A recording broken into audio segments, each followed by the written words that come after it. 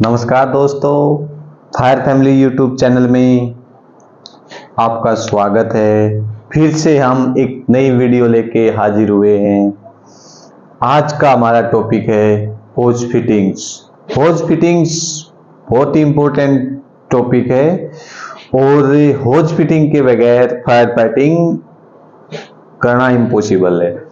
तो इसलिए होज फिटिंग्स को हम पूरे प्रिपेयर करके आए हैं और आपने भी अगर इसमें से हरियाणा फायर सर्विस में जो भी वैकेंसीज आई है फायर ऑपरेटर की, अगर आप चाहते हैं इसमें से कुछ आपको एक दो नंबर ले सकते हैं, तो आपको इसको बड़ा ध्यान से करना होगा। और होज फिटिंग का फायर सर्विस में बहुत ही इंपॉर्टेंट रोल है। होज फिटिंग के बगैर हम फायर फाइटिंग नहीं कर सकते। और हमने जो पीछे की वीडियो डाली है वो भी देखिए आप, बहुत सारे इंपॉर्टेंट टॉपिक्स को कवर किया हमने। हम साथ के साथ इसमें ओनली जो सिलेबस है उसे पॉइंट्स नहीं लेके आ रहे, हम ओवरऑल NFPA, IS कोड सभी को एक मतलब कलेक्शन करके इकट्ठा करके जो निचोड़ है उसको कवर करवा रहे हैं हम। और आई होप आज का जो टॉपिक आपको पसंद आएगा, क्योंकि इसमें हमने ना मोस्टली ओवरऑल सभी चीजों को कवर कर लिया है और मेरे को नहीं लगता इसके बाद कोई आपको ऐसा मिलेगा मतलब कुछ छूट गया है इसमें से या कुछ रह गया पीछे, ऐसा नहीं है। क्योंकि हम इस पे थोड़ा हार्डवर्क करते हैं, उसके बाद वीडियो लेके आते हैं, टॉपिक लेके आते हैं, ताकि आपको उसमें से कुछ फायदा मिले, मतलब आपके लिए कुछ लाभदायक रहे, आपका टाइम वेस्टेज ना जाए। इसलिए इन सब चीजों को ध्यान रखते हुए हम वीडियो को शूट करते हैं। और इसके हर एक वीडियो के पीछे हमारी टीम की बहुत ही मेहनत रहती है, बहुत हार्ड वर्क रहता है। सभी जो भी टीम मेंबर्स हैं वो इस पे बहुत काम करते हैं। तो आई होप आपको पसंद आएगी। हम लेट्स स्टार्ट करते हैं होज फिटिंग्स। होज फिटिंग क्या है, सबसे पहले मैं ये बता देना चाह रहा हूँ आपको।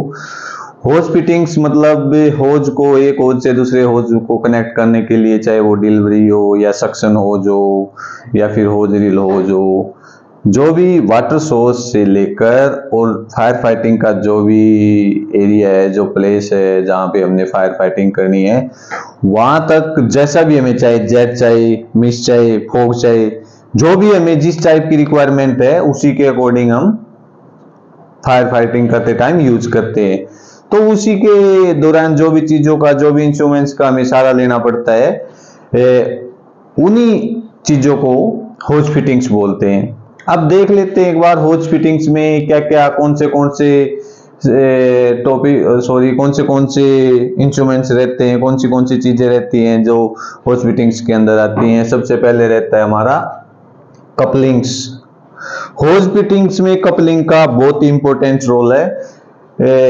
कपलिंग्स के बारे में हम डिस्कस करेंगे, आपको समझ में आएगा। जैसे कि डिलीवरी होज की कपलिंग्स हैं, सक्शन होज की कपलिंग्स हैं, होज रील होज की कपलिंग्स हैं, तो उन्हीं को इस कपलिंग्स के अंदर डाला गया है। हर एक, जैसे कि डिलीवरी होज की कौन सी कपलिंग्स हैं, उनको कैसे कनेक्ट किया जाता है आपस में, उन सब चीजों का इसमें एक्सप्लेन किया गया है, विवरण किया गया है। तो इसमें सबसे पहले हमारा है कपलिंग्स में डिलीवरी होज। डिलीवरी होज में एक्चुअली ना 2 टाइप्स की कपलिंग्स रहती है। एक रहती है थ्रेडेड टाइप, एक रहती है इंटरलॉक। एक थ्रेडेड टाइप में होता है, उसमें थ्रेड्स के थ्रू एक कपलिंग से दूसरी कपलिंग्स को फिक्स किया जाता है। और इंटरलॉक में होता है, एक इंटरलॉक टाइप का एक इंस्ट्रूमेंट लगा होता है, जैसे ही हम उसको एक दूसरी कपलिंग्स के साथ फिट करते हैं तो वो इंटरलॉक ऑटोमेटिकली इंटरलॉक कर देता है। एक में लग्स होते हैं और दूसरे में होता है एक श्योर लॉक टाइप से भी एक कपलिंग्स आती है। तो ये होती है हमारी क्या कहते हैं, डिलीवरी होज की कपलिंग्स। इंटरलॉक जिसमें लंग्स टाइप भी होती है और दूसरी होती है एक श्योर लॉक। मतलब श्योर लॉक में ऊपर से ऐसे ये कपलिंग्स है, हमने इसमें दूसरी कपलिंग डाली तो वो एक श्योर लॉक टाइप के ऐसे उसमें ऐसा आता है। मतलब जो ये कपलिंग इसके अंदर फिट हुई है इसको यहां से श्योर लॉक लगा देता है। और जो हमारी इंटरलॉक है इंस्टेंटेनियस बोलते हैं उसको, वो ऐसे होता है। और जो लंग्स होते हैं यहाँ लंग्स, ये स्प्रिंग लोडेड होते हैं, जो इधर से इसको इसके एक दूसरे के इसमें इधर ये मोटी मोटी थ्रेड्स रहती है तो इसमें फंस जाते हैं, इससे इसको कवर कर लेते हैं। ये हमारा क्या था, ये था हमारा श्योर लॉक, ये था हमारा इंटरलॉक में आता है जो इंस्टेंटेनियस लंग्स लॉक। उसको हम ये इंटरलॉक के ये दो पार्ट्स हैं, इसमें डिलीवरी होज की, एक्चुअली ये डिलीवरी होज के पार्ट्स हैं कि कपलिंग्स के पार्ट्स हैं, इसको कैसे कैसे इनको आपस में एक दूसरे से कनेक्ट किया जाता है। ये एक्चुअली ये थे हमारे डिलीवरी होज के पार्ट्स। अब हमारा है सक्शन होज। अब सक्शन होज में भी ऐसे ही रहता है। सक्शन होज की कपलिंग्स को कैसे फिट किया जाता है, उसमें वी टाइप की थ्रेडेड होती है जिसमें एक दूसरे के साथ फिक्स किया जाता है, और उसमें अलग अलग डाया की अलग अलग कपलिंग्स रहती है, उसी के अकॉर्डिंग उनको इसमें फिक्स किया जाता है। तो उसी के अकॉर्डिंग इसको हम फिक्स करते हैं। अब था हमारा इंस्टेंटेनियस टाइप में भी, जो मैंने बताया इंस्टेंटेनियस टाइप में भी यही रहता है, जिसमें श्योर लॉक होता है और साथ के साथ इंस्टेंटेनियस जो लंग्स वाली कपलिंग्स थी जिसमें लंग्स के सारे उनको कनेक्ट किया जाता है, वो थी हमारी इंस्टेंटेनियस कपलिंग। अब हमारा सक्शन होज का जो मैंने पहले जिक्र किया है, वी टाइप्स की थ्रेड्स होती है, उसी के अंदर उनको फिट किया जाता है, उसी के अकॉर्डिंग उनको आपस में एक दूसरे से कनेक्ट किया जाता है, वो होती है सक्शन होज की कपलिंग्स। अब है हमारी होज रील। होज रील में तो जनरली एक छोटी सी वो रहती है सेटअप नोजल को हमारी जो क्या बोलते हैं क्लैंप, जुबली क्लैंप के थ्रू उसको फिक्स कर दिया जाता है और उसमें बॉल नोजल रहती है। ये हमारी थी डिलीवरी होज। सक्शन होज की जो वी टाइप की थ्रेड्स रहती है, वी टाइप्स की, जैसे ये हमारा पाइप है, इसमें बिल्कुल वी टाइप की थ्रेडिंग रहती है जिससे हम उसको फिक्स करते हैं, जिसके थ्रू ये सक्शन होज की कपलिंग्स है। डिलीवरी होज की जो जुबली क्लैंप के थ्रू सेटअप नोजल को हैंग किया जाता है, टाइट किया जाता है, वो रहती है हमारी होज रील होज की। अब है हमारे सक्शन रिंच चीज का क्या रोल रहता है। ये मान लो ये सक्शन होज है और इधर ये जो कपलिंग लगी हुई है, कपलिंग के दो लग्स हैं, एक इधर है एक इधर है। इस रिंच इस टाइप का होता है एक रिंच, ये रिंच आप नाम से भी समझते होंगे। रिंच मतलब जो इसको टाइट करने में हमारी हेल्प करता है, जिससे हम सक्शन होज को टाइट भी कर सकते हैं और उससे हम लूज भी कर सकते हैं, जिससे उसका हमारी होज फिटिंग्स पे बहुत इंपॉर्टेंस रहता है। उसके बाद हमारी ब्रांचेज।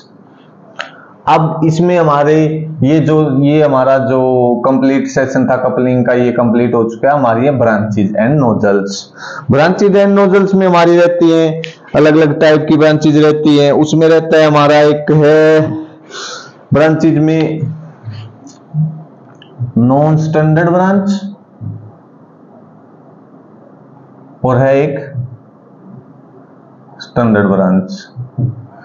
नॉन स्टैंडर्ड ब्रांच और स्टैंडर्ड ब्रांच में हमारा मेन रहता है, जो नॉन स्टैंडर्ड रहती है उसमें वी टाइप की थ्रेड्स के थ्रू इसको आप होज के साथ कनेक्ट कर देते हैं, और जो हमारी स्टैंडर्ड ब्रांच रहती है उसमें लंग्स के थ्रू हम उसको कनेक्ट करते हैं, जिसमें इसका डाया 8 mm रहता है। और जो हमने सेक्शन होज में बताया गया था मेनली, इसमें जनरली हमारा 100 mm का डाया रहता है, 4 इंच वाला होता है, 5 वाला भी है, 6 वाला भी है, बट जनरली हम 4 इंच वाला डाया ही यूज करते हैं। ये था हमारा स्टैंडर्ड और नॉन स्टैंडर्ड ब्रांच। अब हमारी स्टैंडर्ड ब्रांच थी, उसके बाद है एक मल्टीपल ब्रांच भी कह सकते हैं, मल्टीपल रेंचेज भी कह सकते हैं, 2 वे रेंचेज भी ब्रांच भी कहते हैं, जिसमें एक इस टाइप की ब्रांच होती है जिसमें अलग अलग इधर डिस्चार्ज लगे होते हैं, और इधर से इसमें इसको और इसको कनेक्ट किया जाता है। 2 ब्रांचेज, ये हमारी 2 ब्रांचेज रहती है। 2 ब्रांचेज के बाद है हमारी हैंड कंट्रोल ब्रांच रहती है एक। हैंड कंट्रोल ब्रांच के नाम से आप समझ गए होंगे। Hand control in the sense hand control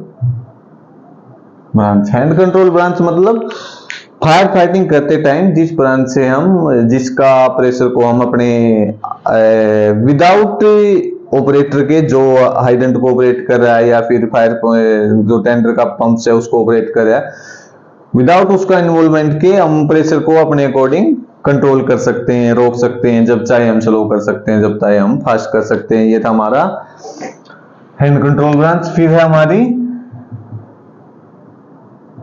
diffuser branch.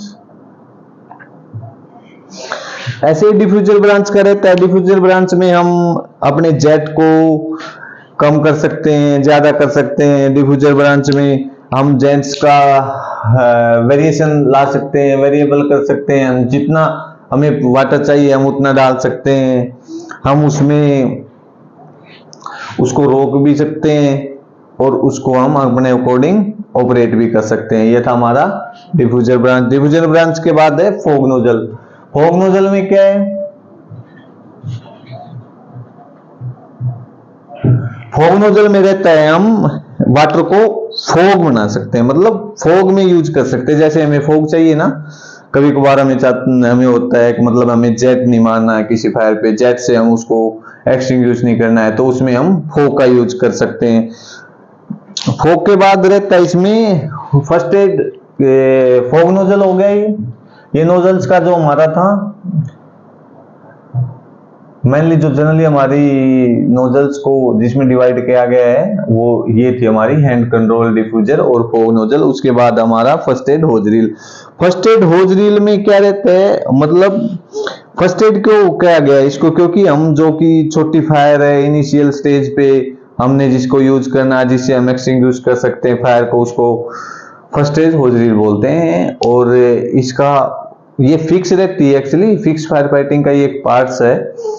First aid hose reel से हम आसपास की जो भी फायर है, जो भी मतलब होज रील के एक दायरे में एक एरिया में आ रही है, जो हम उसको वहां तक अप्रोच कर सकते हैं, वो बस उसी के लिए यूज होती है। और जो एक वो छोटी फायर को हम इसे एक्सटिंग्विश कर सकते हैं। अब कुछ हमारी स्पेशल टाइप की ब्रांचेज।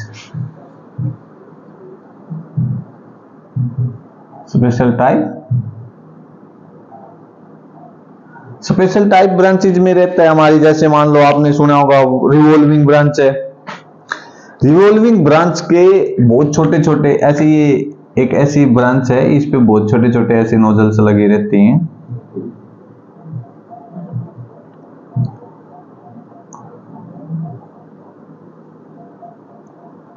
ऐसे होती है रिवॉल्विंग ब्रांच। ये जब इसमें प्रेशर आता है तो ये इस पे वेयरिंग व्हील्स होती हैं जो प्रेशर के साथ इसको रोटेट करवाती हैं। और इसका जनरली हम basement fire, close room fire के लिए भी हम इसका यूज करते हैं। ये हमारी रहती है रिवॉल्विंग ब्रांच। जो स्पेशल ब्रांचेज में रहती है हमारी लो प्रेशर ब्रांच, एक अडेप्टर रहता है। लो प्रेशर अडेप्टर भी कह सकते हैं या लो प्रेशर एप्लीकेटर भी कह सकते हैं, जिससे आपको ऐसी कोई जगह है, मान लो कोई शाफ्ट है जिसमें आप अप्रोच नहीं कर सकते, बहुत छोटी सी जगह है उसमें फायर फाइटिंग के लिए, तो आप उसमें लो प्रेशर एप्लीकेटर रहता है जिसको उसकी बहुत लंबी ब्रांच रहती है, बहुत लंबी अप्रोच कर सकता है, जिसे वो हम उसमें छोटे से होल के थ्रू भी उससे फायर फाइटिंग कर सकते हैं। अब हमारा multipurpose hand control branch. Multipurpose hand control branch के नाम से ही आप समझ सकते हैं, मतलब उसको आप अलग अलग पर्पज में यूज कर सकते हैं। जैसे एक फॉग है, फॉग बना सकते हैं उससे, मिस्ट बना सकते हैं आप उससे, आप उसका जेट बना सकते हैं, जेट में भी आप कम ज्यादा कर सकते हैं, और उसको आप जेट को कंट्रोल कर सकते हैं, रोक सकते हैं उसको, हैंड कंट्रोल, मतलब उसके नाम से ही सब कुछ चीज क्लियर है। जैसा कि उसे हम अलग अलग टाइप्स के जेट का यूज कर सकते हैं, साथ के साथ उसमें हम हैंड कंट्रोल कर सकते हैं। और एक है हमारी नेक्स्ट जो स्पेशल ब्रांचेज में एक जंबो कर्टेन नाम से भी है। Jumbo curtain branch. Jumbo curtain branch का क्या यूज होता है? आपसे एग्जाम में क्वेश्चन पूछे जा सकते हैं, जंबो कर्टेन ब्रांच से क्या यूज होता है, मतलब किसके लिए प्रयोग किया जाता है, डिफ्यूजर ब्रांच का क्या यूज होता है, और साथ में साथ हम जो है मल्टीपर्पज हैंड कंट्रोल ब्रांच रहती है उसका क्या यूज होता है। तो इन सब चीजों के लिए ये चीजें देखना जान लेना बहुत ही जरूरी है। जंबो कर्टेन ब्रांच का इसके नाम से ही कंफर्म हो रहा है, मतलब ये एक कर्टेन टाइप का, मान लो कहीं भी हमने इसको इधर रख दिया और इसके इधर आग लगी है, इसका एक्चुअली यूज किया जाता है एक जगह से दूसरी जगह पे फायर का स्प्रेड ना हो, फायर फैले ना, तो इसलिए जंबो कर्टेन ब्रांच का यूज किया जाता है। ऐसे होती है, इसमें हम इधर से होज लगा देंगे और ये है ना, ये कर्टेन बना देगी इधर पूरे पूरे एरिया में कर्टेन, और जो इधर आग लग रही है एक जगह से दूसरी जगह पे फैलेगी नहीं। ये हमारी थी जंबो कर्टेन ब्रांच। और जंबो कर्टेन के बाद है हमारा मॉनिटर। मॉनिटर आपने सुना भी होगा, मॉनिटर का बहुत ही रोल रहता है फायर सर्विस में। मॉनिटर क्या होता है? मॉनिटर जो फायर टेंडर होता है उसके ऊपर फिक्स रहता है मॉनिटर, और मॉनिटर के थ्रू जो कि हम ऊपर से जेट मारते हैं ना, वो उसको ही मॉनिटर बोला जाता है, जो फिक्स रहता है फायर टेंडर के ऊपर और जिससे हम फायर फाइटिंग करते हैं, ये मॉनिटर होता है। उसके बाद हमारा जो भी हमारे डिलीवरी होज अडेप्टर्स हैं,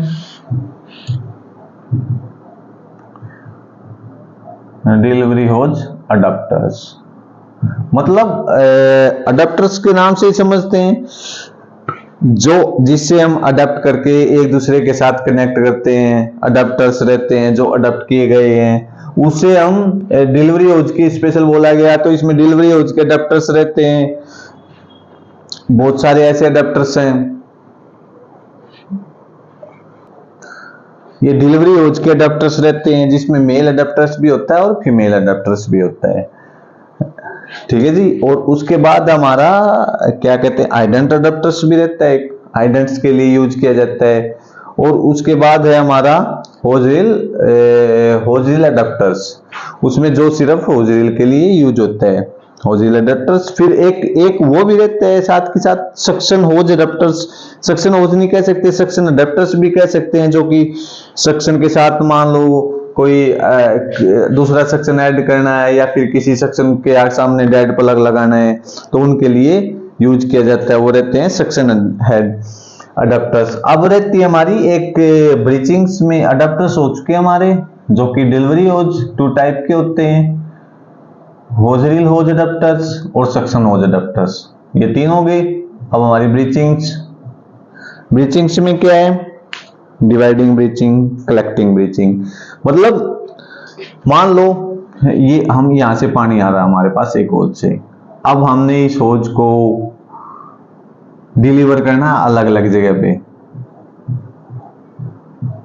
तो हम इसको यहां से डिवाइडिंग कर सकते हैं, इधर भी फायर फाइटिंग कर सकते हैं, इधर भी कर सकते हैं और इधर भी कर सकते हैं। इससे मान लो इधर से हमें बल्क में पानी मिल रहा है, यहां से पानी मिला, हमने अलग अलग छोटी छोटी फायर्स पे तीनों साइड से उसको डिवाइड करना है, तो उसको हम बोलते हैं डिवाइडिंग ब्रीचिंग। और एक होता है हमारा कलेक्टिंग ब्रीचिंग, जिससे हमें उसमें सेम इसका अपोजिट रहता है। हमें यहाँ से वाटर मिल रहा है, यहाँ से हमें वाटर मिल रहा है, और इधर से हमें हमारे 3 सोर्स हैं वाटर लेने के, ये भी है, ये भी है और ये भी है, और इससे हम फायर फाइटिंग कर रहे हैं और इधर से हम वाटर को डिलीवर कर रहे हैं। एक ये जो डिवाइडिंग ब्रीचिंग है वो इस टाइप की भी होती है, मतलब यहाँ से पानी आ रहा है तो हम 2 जगह से उसको आउट कर रहे हैं, ये हमारी डिवाइडिंग ब्रीचिंग, ये हमारी कलेक्टिंग ब्रीचिंग। ठीक है। और ये हमारी ब्रीचिंग्स थी। ब्रीचिंग्स में अब इतना ही है, और उसके बाद मिसलेनियस में है हमारा अलग से फुटबॉल है, हमारा कलेक्टिंग हेड है, हमें कहीं से कलेक्ट करना है, सक्शन के थ्रू हमने कहीं से वाटर को कलेक्ट करना है, वो हमारा है कलेक्टिंग हेड। और एक हमारा फुटबॉल का भी एक बहुत इंपॉर्टेंस रहता है, जिसमें जाली टाइप बॉल रहती है, स्टेनर का भी काम करती है, जो वो भी एक बहुत ही इंपॉर्टेंस रोल है हमारा। इसमें क्या था, फुटबॉल और कलेक्टिंग हेड सेक्शन के थ्रू हम वाटर को कलेक्ट कर सकते हैं। और हमारा कलेक्टिंग हेड्स है, उसके बाद हमारी एक ब्लैंक कैप भी रहती है। किसी को आगे से डेड करना है तो मान लो कोई भी कहीं भी हमारे पानी का सोर्स है, वाटर सोर्स है, तो उसको हम ब्लैंक करते हैं। या फिर हमने सबसेक्शन के थ्रू वाटर को उठाना है तो हम कुछ जो हमारे हेड्स हैं उनको हमने डेड लगा के उसको एयर टाइट करना है, एयर लीक प्रूफ करना है, तो उसमें भी हमारा इसका डेड प्लग का बहुत इंपॉर्टेंस रोल रहता है। हमारा लास्ट है, ये मिसलेनियस का पार्ट था। ये कलेक्टिंग हेड हमारे सेक्शन कलेक्टिंग हेड और सेक्शन होज फिटिंग्स हो चुकी है। हमारा बचता है लास्ट होज रैंप। होज रैंप, रैंप के नाम से ही समझते हैं आप, मतलब किसी भी चीज को मान लो ये इधर से हम फायर फाइटिंग कर रहे हैं, ये हमारा वाटर का टेंडर है और हम इधर फायर फाइटिंग कर रहे हैं, ये बीच में रोड जा रहा है। अब हम इसका क्या करेंगे, इधर हमारे पास एक होज के रैंप्स आते हैं जो इसके ऊपर ऐसे डाल देते हैं, जिससे भी आने जाने वाले भी आते जाते रहे और हमारी फायर फाइटिंग में भी कोई इशू ना रहे, कोई हैम्पर ना आए बीच में। तो ये हमारा होज रैंप होता है। होज रैंप वैसे कई टाइप्स के होते हैं, जैसे मेटल होज रैंप है, रबर होज रैंप है, प्लास्टिक एसएस होज रैंप है, बहुत सारे टाइप्स के आते हैं मार्केट में। न्यू कंपनीज है, न्यू अपने प्रोडक्ट लेके आ रही हैं, वो एक अलग मैटर है। वैसे ये है कि जनरली होज रैंप ही रहता है, जो कि इसी एक से पर्टिकुलर काम पर इसका काम होता है। फायर फाइटिंग के टाइम पे कोई मान लो किसी का रास्ता है, रास्ता भी चलता रहे और हम फायर फाइटिंग भी करते रहे, उसके लिए फायर इसका होज रैंप का प्रयोग किया जाता है। तो ये था हमारा होज फिटिंग्स। जनरली होज फिटिंग्स में जो भी मेन टॉपिक्स थे, मेन हेडिंग्स थी, मेन पार्ट्स थे, वो हमने कवर किए हैं।